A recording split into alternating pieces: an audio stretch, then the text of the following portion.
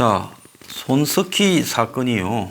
그냥 손석희의 단순 폭행과 또 손석희의 문제 제기를 했던 김 기자는 손석희 사건에 대해서 손석희는 단순 폭행이고 김 기자는 공갈 미수건으로 검찰에 송치되었습니다. 그러면서 가장 중요한 손석희의 배임 미수 혐의에 대해서는 또 경찰이 조사했는데 검찰이 다시 조사라고 돌려보냈죠. 또 며칠 만에 또 미수라고 볼 수 없다고 그렇게 통보를 했습니다. 자, 그래서 이 변호사 지금 14명이 나섰어요. 변호사 14명이 나서서 손 사장의 배임 미수 성립에 대해 일치된 법률적 견해가 있는 것은 아니지만 그것을 이미 전제하여 경찰이 검찰에 역 가이드라인을 주는 식으로 발표하는 것은 사법당국이 입을 서로 맞추어 결론 짜맞추기에 나섰다라는 의혹을 주기에 충분하더라고 이렇게 지적을 했습니다.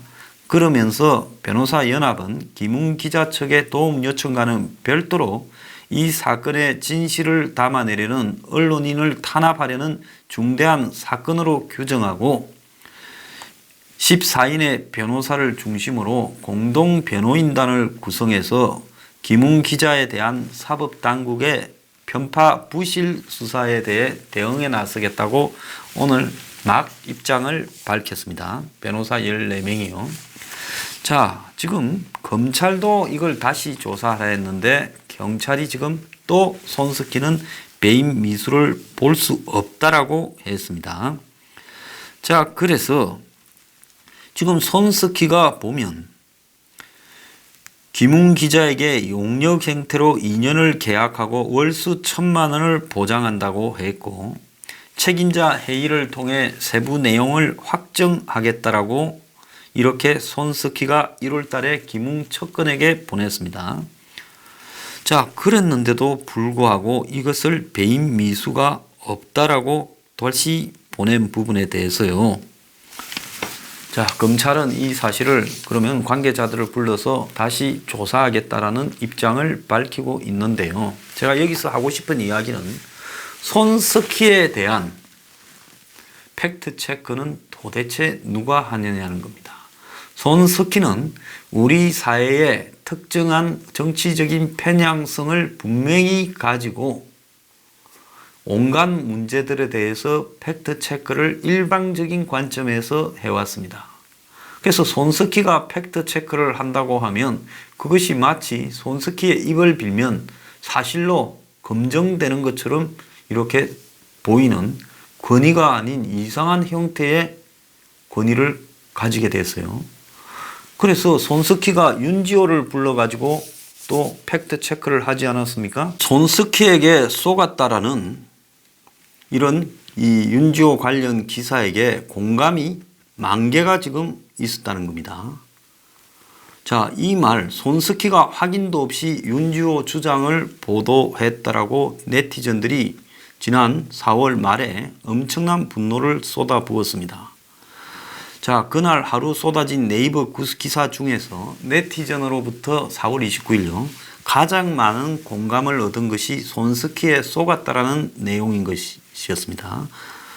자, 빅트뉴스라는 데서 4월 29일 이 빅데이터를 수집하는 그런 시스템으로 뉴스 기사를 분석한 결과 조선일보에 경찰의 거짓 증언 논란 윤지호의 숙박비 900만 원을 대줬다라는 기사에 남겨진 한 사람의 이 댓글에 11,121개의 공감률 96.3%로 그날 있었던 인터넷 뉴스 기사의 최대의 공감을 기록했고 비공감은 428개, 3.7%밖에 안 됐다는 겁니다. 해당 댓글은 손석희가 제일 웃기긴 했지 팩트 체크한다고 말만 해놓고 체크 하나도 없이 윤지호의 일방적인 주장을 방송에서 사실처럼 내보냄. 그리고 감성 멘트 몇 마디 하고 끝. 진짜 이런 거에 휘둘리는 국민들은 우리 국민밖에 없을 것이라고 이렇게 글을 썼습니다. 윤지호는 지난 4월 11일 손석희가 진행하는 JTBC 뉴스룸에 출연해서 장자연 사건 폭로 이후 뭘 폭로했는지 모르겠어요. 교통사고를 2차례 당하는 등 신변 위협을 느꼈다라고 하며 혼자 상대해야 할 사람이 A4 용지 한 장이 넘어갈 정도다. 법 위에 서 있는 사람들이라 불특정 다수에게 공격받을 수밖에 없는 입장이다. 이렇게 말을 했고 손석희는 그런 윤지호에게 장자연이도 사망했을 당시 비슷한 상황이 있었다고 들었다. 10년 전과 지금이 비슷한 분위기라는 생각이 드느냐. 교통사고는 일어날 수 있는 것이 아니냐고 의구심을 갖는 사람들이 있다 등의 질문을 던지며 사실 확인조차 하지 않고 윤지호 말을 그냥 그대로 이렇게 보도했습니다. 이 한간에는 손석희가 윤지호보다 더 나쁘다라고 하는 글이 있습니다. 인터넷상의 한 글을 보면요. 나는 윤지호가 처음 나댈 때부터의 제정신이 아니라는 걸 알았다. 정상이 그처럼 뚜렷하면 오히려 못 알아보는 게 더 이상한 일이다. 윤지호는 천인공노할 폐륜을 저지르고 있지만 이런 애들을 잡아다 족치는 것은 형사정책적 관점에서 사회에 별로 도움이 되지 않는다. 윤지호는 리플리 정우건 혹은 사이코패스이기 때문이다. 정신병자를 형벌로 조져봤자 일반인을 위해 효과도 없고 본인도 개선되지 않는다. 그래서 보안 처분 제도가 있는 것이다. 형사처벌을 받아야 할 것은 제정신인 손석희다. 손석희는 옛날부터 그랬다.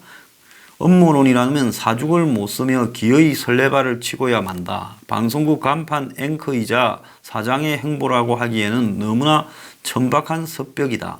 윤지호는 결국 이종인 탁수정과 나란히 JTBC 뉴스룸의 흑역사로 기록될 것이다.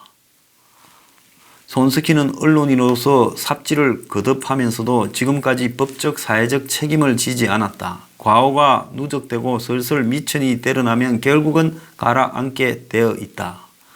바라건대 때가 되더라도 천천히 가라앉았으면 한다. 가라앉으면서도 제값은 다 치르고 가야 하니까. 자, 손석희의 팩트체크는 누가 하는지 저는 묻고 싶습니다. 자, 정권이요. 자유연대 사무총장 김상진 씨를 윤석열이 집 앞 등에서 협박을 했다고 얼마 전에 구속시켰다가 보석으로 풀어줬어요.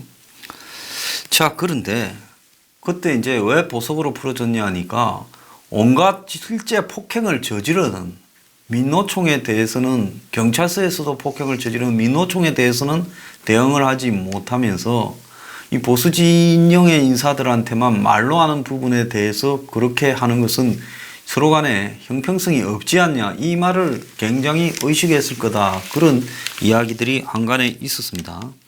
그런데 어제요, 서울 종로 개동에 현대중공업 서울사무소 앞에서 민노총 금속노조의 대우조선 지혜와 현대중공업 지부 조합원들이 건물로 들려가려다가 이를 막는 경찰들을 끌어내고 충돌이 벌어졌어요.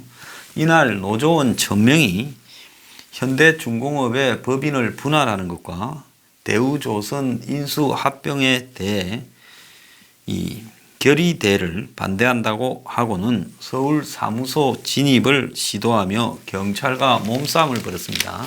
자, 현대중공업은 울산에 있고 대우조선은 거제에 있지요.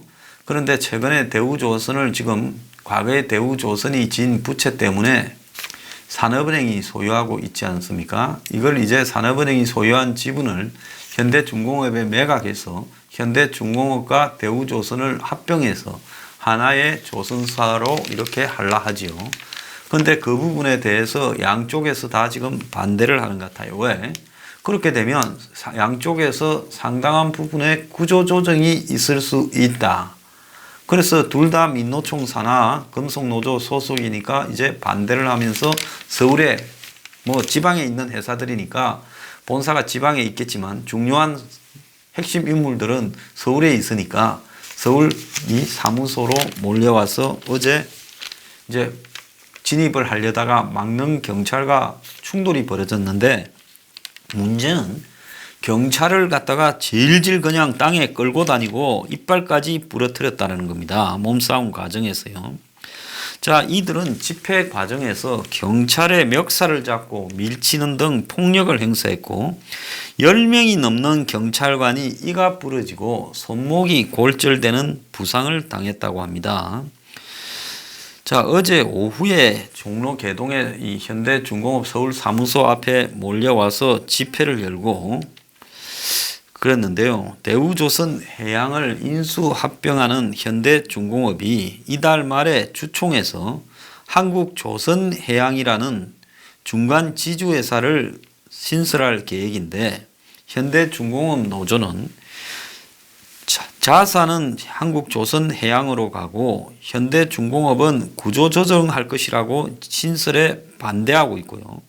또 대우조선은 아예 인수합병 자체에 반대하는 거예요. 그러니까 두 회사를 합치려니까 중간에 한국조선해양이라는 회사를 설립해서 두 회사의 재산을 모으는 그런 역할을 하겠다니 서로가 이제 그렇게 되면 지금 조금은 대우조선보다 안정적인 현대중공업도 불리해지고 대우조선은 그렇게 합병되면 그 다음에는 자신들을 자를 것이다. 이래서 반대하고 그래서 반대하는 민노총 소속 두 노조가 어제 집회를 했다는 겁니다. 자, 그래서 노조원들은 현대중공업 사무소 안으로 들어가려다가 집회 말미에 한 노조원이 여기까지 왔는데 회사 관계자들 만나고 가자 해서 이에 호응한 일부 조합원들이 사무소 진입을 시도했고 폴리스 라인을 넘어 건물 입구에 있던 경찰관을 끌어내고 이 과정에서 경찰이 바닥에 쓰러지고 경찰 방패까지도 뺏었다고 합니다. 20분간 이런 폭력이 계속되고 경찰 2명이 이가 부러졌대요. 손목이 골절된 경찰도 있었고 4명은 병원에 치료할 정도로 다쳤고 나머지 10명은 입술이 터지는 찰가상을 입었다는 겁니다. 경찰은 과격 시위를 한 노조원 12명을 입건했다고 하는데 지금 분산되어서 경찰 조사를 받고 있답니다. 또 풀어주겠지요. 자, 그래서요. 지금 민노총의 폭행은 그냥 넘어가고 자, 보수 진영은 기껏해야 말로 떠들 뿐인데 백이 없기 때문에 구속을 시킵니다. 자, 민노총 이번에 12명 연행된 사람 어떻게 처리하는지 한번 보겠습니다. 경찰 위에 민노총이 있고 공권력 위에 민노총의 주먹이 있다. 자, 정선천하 유아 독전입니다. 민노총 세상이에요. 지금 검사 판사들이 이제 이야기를 좀 하고 있습니다. 인천지검의 장진영 판사가 온라인에 글을 올렸는데 자, 국민의 질타를 받고 검찰의 중립성이 의심된 분야는 대부분 검찰 특별수사와 관련이 있다. 그거는 형사사건이 아니다. 그래서 수사권 조정안이 검찰 특별수사를 그대로 두는 이유가 뭐냐. 종량이 있는 머리 특별수사는 그냥 놔두고 멀쩡한 팔다리 형사사건을 자르겠다는 것 아니냐.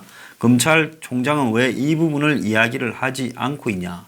자, 특별수사라는 것은 검찰의 특수부가 벌이는 수사인데 대체로 고위공무원, 정치인, 기업 비리, 현직 대통령, 전현직 대통령, 장차관, 재벌 총수를 상대로 한 수사는 다 특수수사예요.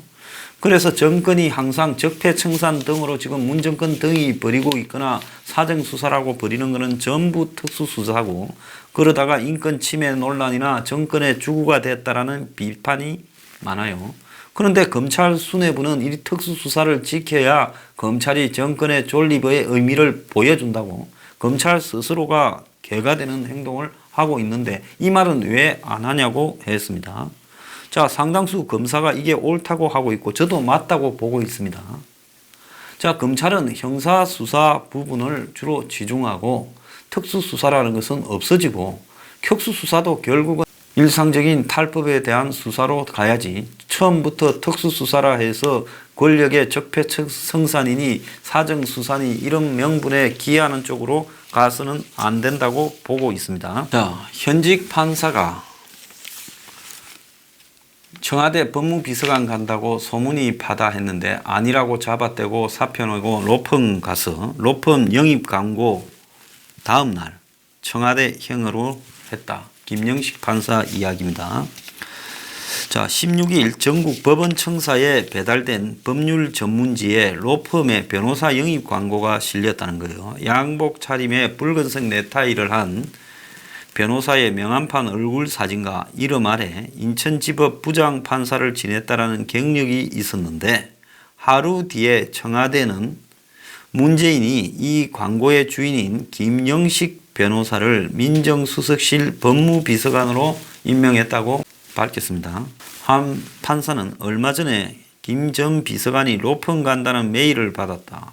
새 아이의 아버지로 새 출발을 하나 싶었는데 청와대 인사 발표를 보고 깜짝 놀랐다. 어리둥절하고 아연실색이다. 이렇게 말을 지금 판사들이 하고 있습니다. 자, 판사들 중에도 이제 목소리를 낸 분이 있어요. 류영재 춘천지법 판사는요, 법원 내부 통신망에 김영식 전 부장판사의 청와대 법무비서관 임명 소식을 접하고 적잖은 충격을 받았다라며 이 판사는 사법농단 사태를 처음 알린 이탄희 전 판사와 함께 사법부 내에 비판의 목소리를 내온 인물이란 거예요. 그래서 평소에 뭐 말을 하는 거 보면 현 정권에 가까운 목소리를 냈다라고도 보이는 사람인데 결코 가벼운 사안이 아니라는 생각에서 글을 올린다. 이번 법무비서관 임명으로 충격과 상처를 받았고 본질은 사법 독립 침해의 위험성이다라고 이야기를 했습니다. 자, 그래서 많은 판사들이 김영식이 청와대 법무비서관 가는 거 아니냐라고 했을 때, 의문이 나왔을 때 본인이 적극적으로 아니라고 부인해서 다 믿고 지지를 했다라는 겁니다. 그런데 이번 인사로 그 변명이 거짓말인 게 드러났고 이제 자기들이 놀아났다라는 이런 생각까지도 지금 하고 있어요. 사법농단 사태를 겪었으면 뭐 일부에는 정권에 도움이 되지만은 순수한 마음에서 사법부가 독립되어져야 된다고 사법농단 사태를 이렇게 찬성하고 했는데 그래서 새로운 또 사법부 또한 역시 사법농단이 이루어지고 있다. 이 사실에 대해 부끄러운 일이라며 전 대법원장과 고위 법관 14명을 줄줄이 재판에 지금 세우고 있는데 사법부 스스로 지금도 독립성을 무너뜨린 측면에서는 반성을 하지 않고 있다라고 이야기를 하고 있습니다. 현 정부 역시 사법농단 적폐청산을 하겠다고 해놓고 또다시 사법부와의 견제와 균형을 무너뜨리는 일을 하고 있다라고 지적을 하고 있습니다. 김영식 판사가 화제가 되는 이유가 그는 판사들 내부에서 행동대장으로 불리었고 또 무슨 소신 있는 주장이나 판결을 많이 했고 특히 병력 거부에 대해서도 무죄 판결을 했다는 겁니다. 그래서 박근혜 전 대통령 탄핵과 이 정권 교체에 이어 사법 권력이 물갈이 되기 시작한 2017년 이후에는